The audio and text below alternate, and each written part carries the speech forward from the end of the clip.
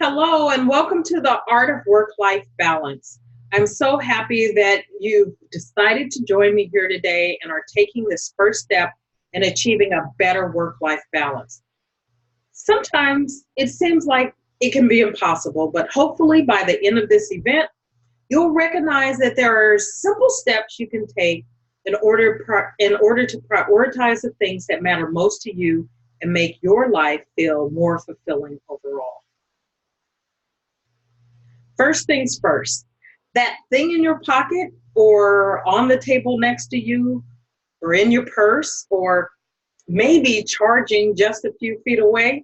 Yeah, your smartphone. I'm guessing you've got one. About 77% of Americans do. Smart devices can be fantastic tools. You've got the answer to almost any question at your fingertips. You can reach anyone at any time, anywhere in the world. And best of all, your phone acts like a million tools in one. Thanks to smart applications. Unfortunately, our technology makes us accessible to our employers and employees alike around the clock. And because most of us are glued to our phones anyway, it can be difficult to draw boundaries between work life and personal life. The compounding stress from these never-ending days is hurting us. It's hurting our relationships with loved ones, it's harming our health, and is most definitely affecting our overall happiness. You've likely joined us here today because you feel that you've been spending too much time enveloped in your work and not enough time doing things that are important to you. Studies have shown that stress at work can be just as dangerous as secondhand smoke, and that high job demands increase the odds of having a doctor-diagnosed illness by 35%. Research has also shown us that long work hours increase the chances of early death by 20%. Also, long-term overworking can lead to anxiety, depression, high blood pressure, insomnia, and a weakened immune system. Compromising your health is not worth any job. When you're in school and your whole life revolves around getting homework done and projects completed, it's easy to focus all your attention on your work. If you're the type of person who spent a lot of time and energy focusing on school, those perfectionist habits likely followed you into adulthood. Unfortunately, as we grow older, our responsibilities become broader. Instead of spending our free time studying for a test, we have to balance relationships, errands, and even children. At this point, the idea of achieving perfection becomes out of reach. And the first step to achieving work-life balance is accepting that. Do you notice any similarities in your current work ethic to how you treated your education? Not that long ago, it was a badge of honor to work a 7-day work week and a 12-hour day.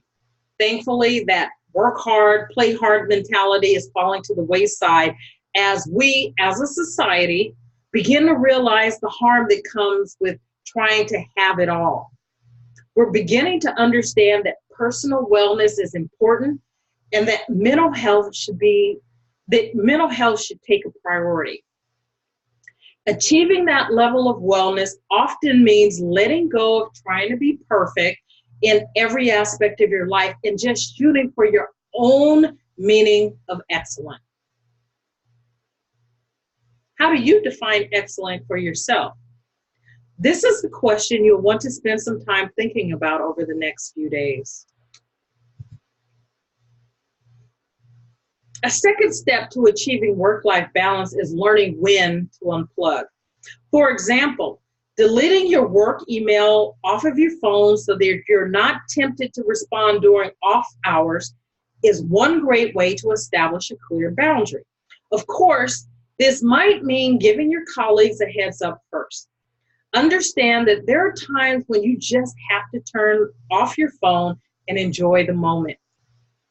Those pesky notifications not only interrupt your time, but they send deeper signals to your psyche, alerting your mind of things unfinished, notifications unchecked, and send stress hormones coursing through your system. By not reacting to notifications, you'll develop stronger habits of resilience, and resilient people feel a greater sense of control over their lives in general. This isn't everyone's favorite thing to hear, but as we know, exercise is a great way to keep your body and mind in tip-top shape. When we're busy, we let things slip. Maybe we skip meals. Maybe we don't make enough time for sleep. But that's a huge problem. One thing that can throw a wrench into this unhealthy cycle and force you to eat and sleep is exercise. Download an app and make time for a few minutes of yoga each day.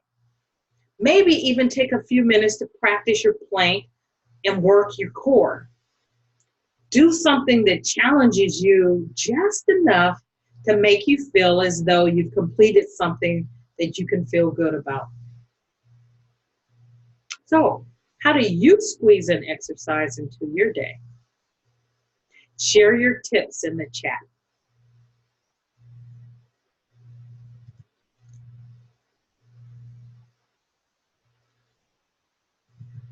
The main goal is to find something that you enjoy doing and that makes you feel good after you've done it.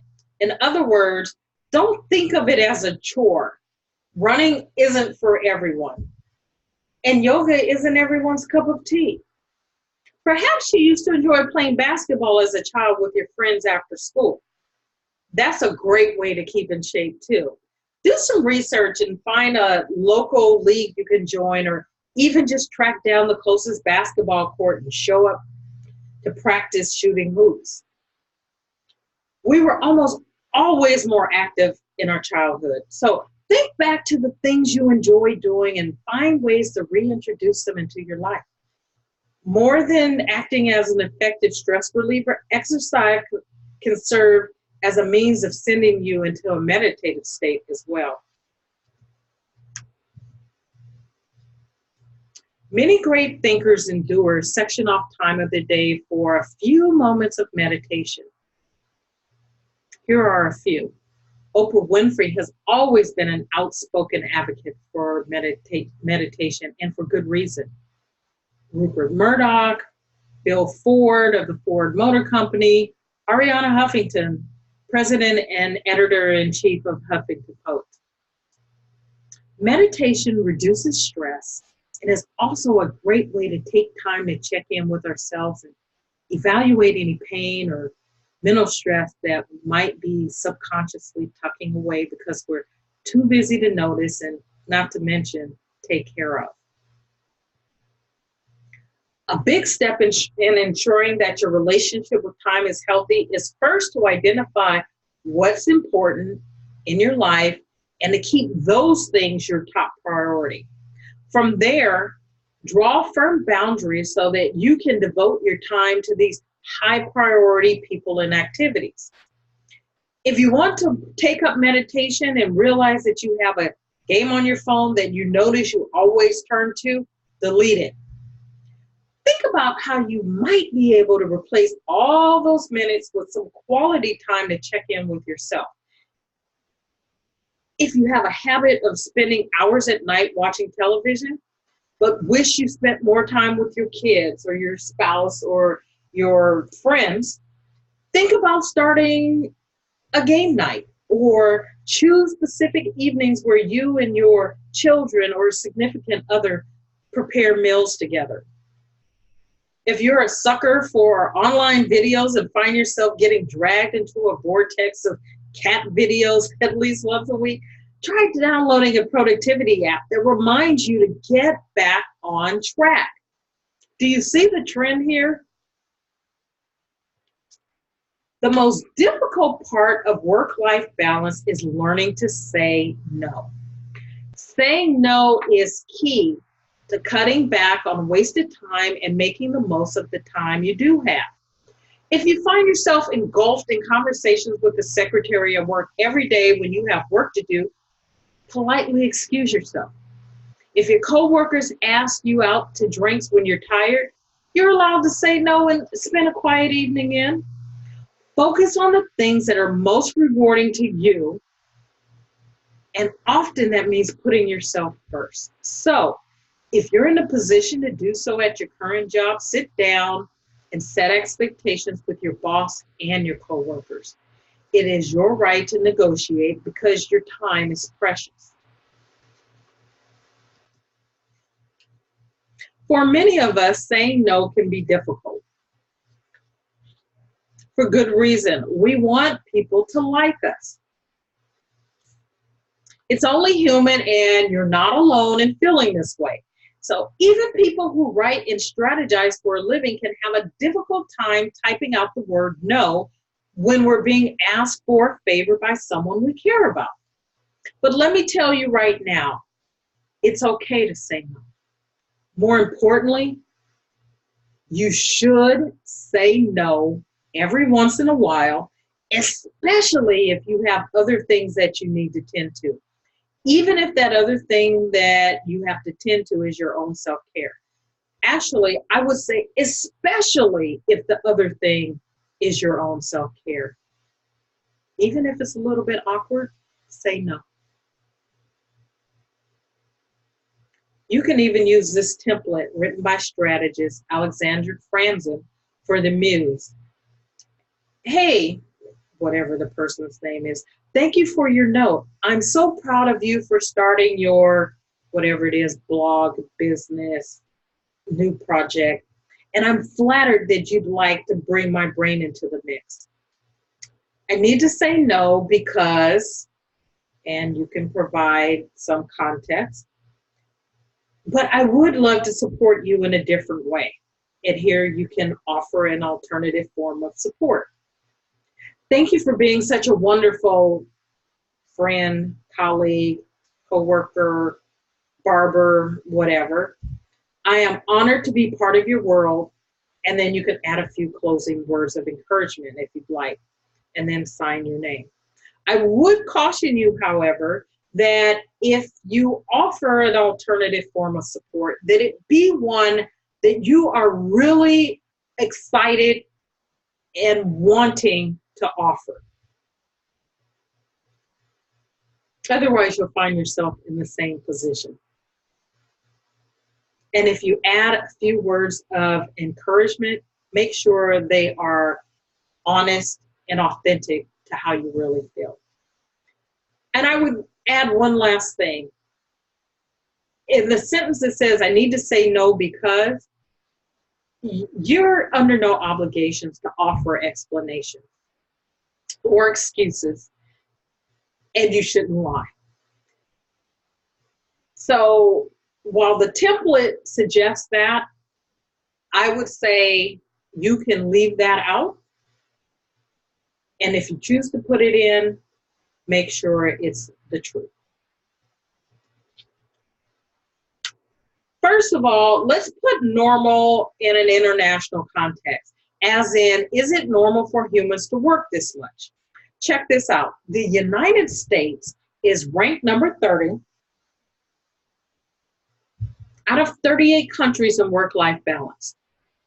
And here's some stats from European countries with much higher rates of happiness, I might add, who we could take a few notes from. The Netherlands gets the following perks: 4 work days per week, 29 hours work per week, paid vacations, maternity and paternity leave, the right to reduce hours to part-time without losing their job. Denmark gets these benefits: the choice of when to start the workday and whether to work from home, a minimum of 5 weeks paid vacation for all workers.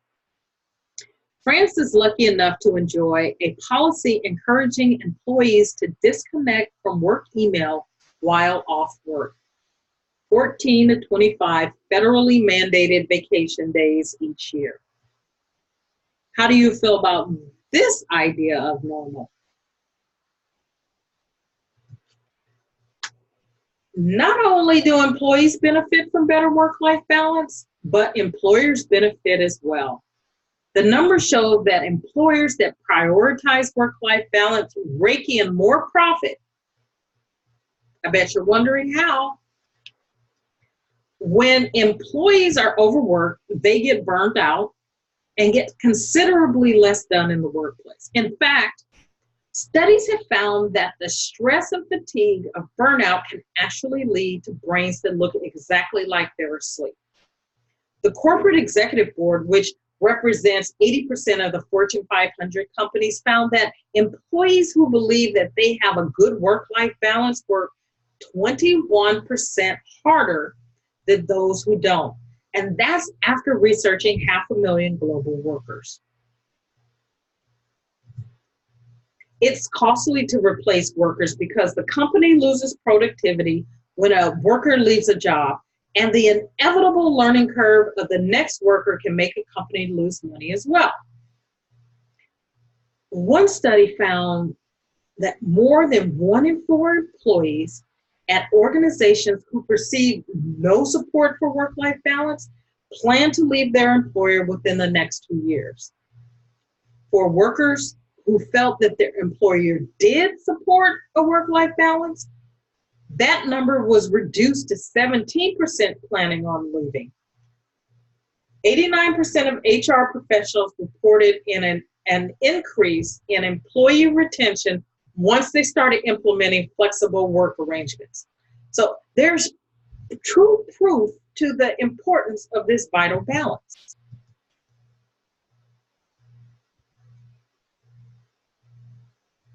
I'm so happy that you asked what an employer can do. So here's a list that you can do, an employer can do. You can offer flexible or alternative hours.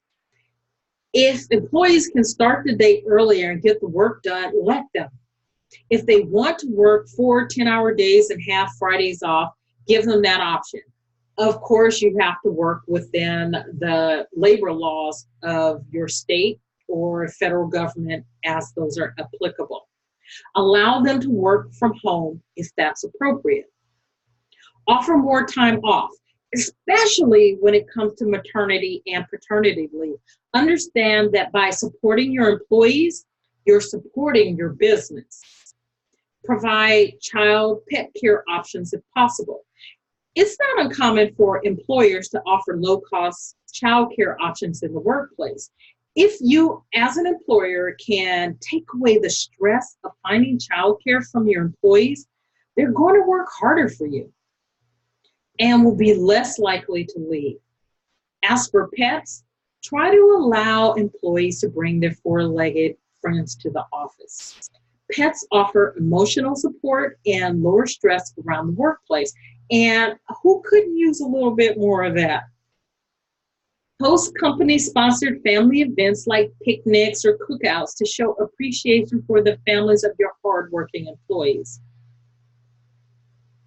Do you have any other suggestions I could add to this list? Feel free to share them in the chat.